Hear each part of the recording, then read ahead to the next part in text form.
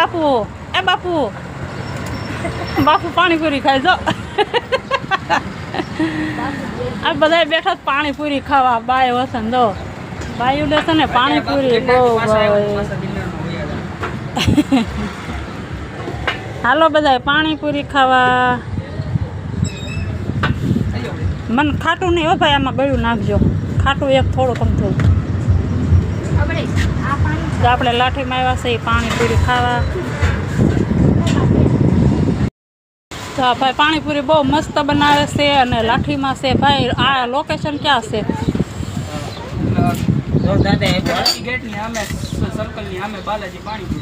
એક નંબર પાણીપુરી બનાવે બહુ મસ્ત લાઠીમાં ગમે ત્યારે આવો તો આ જગ્યાએ આવજો પાણીપુરી ખાવા